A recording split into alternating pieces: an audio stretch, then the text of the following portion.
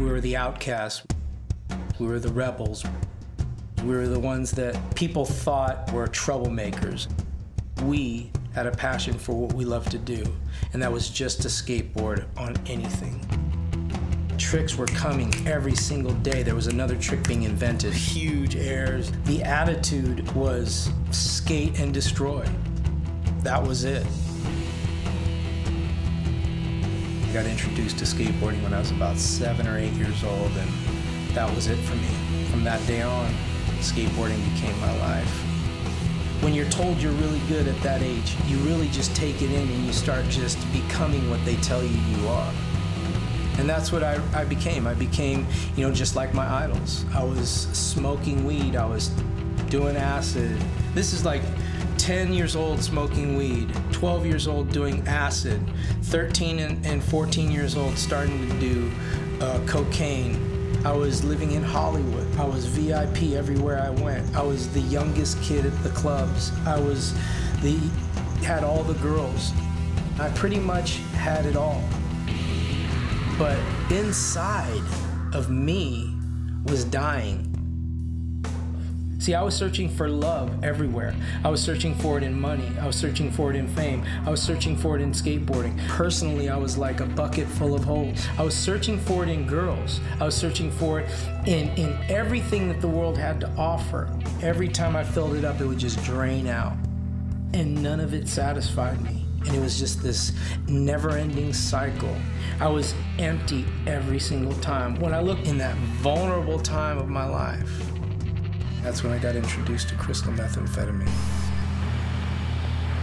And from that moment, that's when my life began to really change.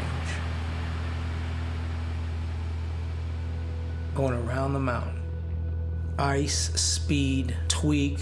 From 1995, all the way to 2000, January 2000, I did crystal meth every single day, all day, going around the mountain. Crank, whatever you want to call it. I smoked it, I snorted it, I shot it. Let's party one more time. I ate it. Any way possible, I did it one more time. Basically, if you want to say, I was just trying to destroy myself. But I would have said I was trying to have a good time. One more time, one more time, one more time. In that point, I can remember just saying, I gotta quit. I'm gonna make a big comeback. I'm gonna, blow everyone's mind, and I'm gonna get sober. I'll quit tomorrow. And I'm gonna skate, and I'm gonna come back, and I'm gonna have this huge tomorrow turnaround in my life.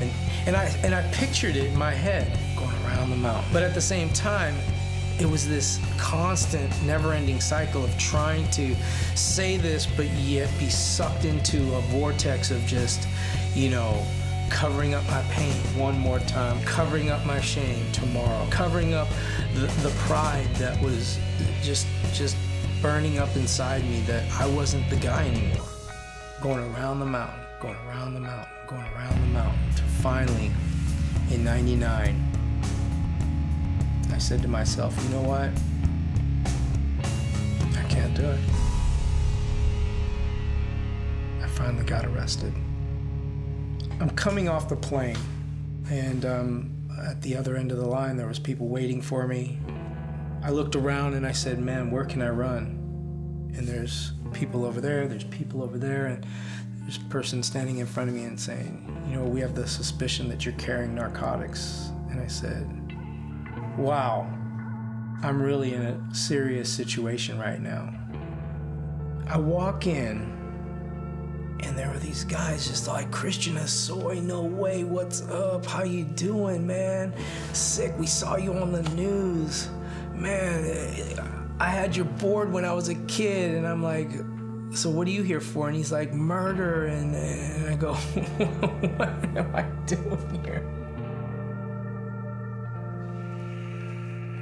And I had my first phone call. And it was to my girlfriend, Jennifer, and all I can remember is calling her and saying, babe, I'm looking at 10 years.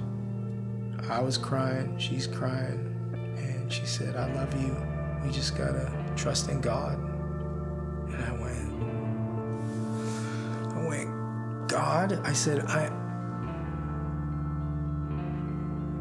I need an attorney, babe. I need a lawyer. I need bail, and I'm not dying.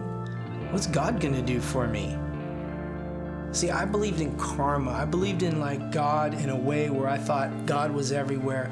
I thought my good behavior, my good person was that ticket into this place called heaven, if there was one. I had to question my existence. I said, why am I here? And I needed answers. And she said, go get a Bible, Christian. And I went, go get a Bible. Go get a Bible. Go get a Bible. And I remember just going into my room and me holding the Bible. You know, I just prayed right there. I said, God, if you're real. I said, God, if you're real, I need help.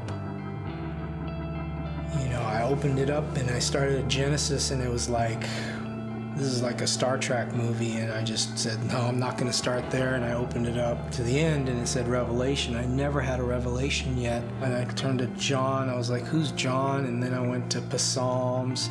I was like, what's Psalms? And what's Proverbs? I was like, those are weird names of books. And then I got to Kings. And when I got to Kings, I said, now this would be interesting. I'm going to start here. And I believe it's the second chapter. It was King David telling his son Solomon that if he would follow the Lord all of his days, that he will be blessed. And for me, I just immediately, it was like the scales fell off my eyes. And I knew why I was where I was at. I knew that I was created for a purpose, that it was to know God, follow God, live for God, and love God. And it all started when I just opened up the Bible and read it. And from that moment on, all I did was read the Bible. All I did was want to know God. All I did was pray. And in the next 2 to 3 weeks, I gave my life to the Lord, me and my wife, over the phone, county jail, San Bernardino. And with my uncle, he said, do you want to give your life to Jesus? And I said, yes, I do. I didn't know what came with that. I just knew I wanted to do it.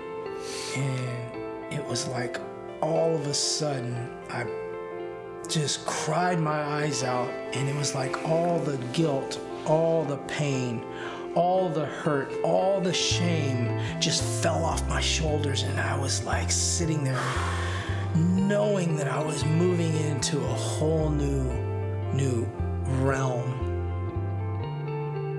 and it was living for Jesus, and I came alive. And I started just getting so excited about life that people were like, what's wrong with you? And I was like, I'm free. And they were like, you must have bumped your head, Christian, because look at those bars right here. You're in prison. And I said, no. I said, I was in prison my whole life, living in sin and death, to coming into a prison cell and accepting Jesus into my life and saying, I make you my Lord and my Savior. And in that place, I became a free man. It was like all of a sudden I went to prison and got free. And my objective was to love people. My objective was to pray for people. My objective in there was to be changed. Because I knew one day that I was going to be released. And I knew I'd be sitting right here telling you my story about how God has changed my life because I said, come in and be my Lord and Savior.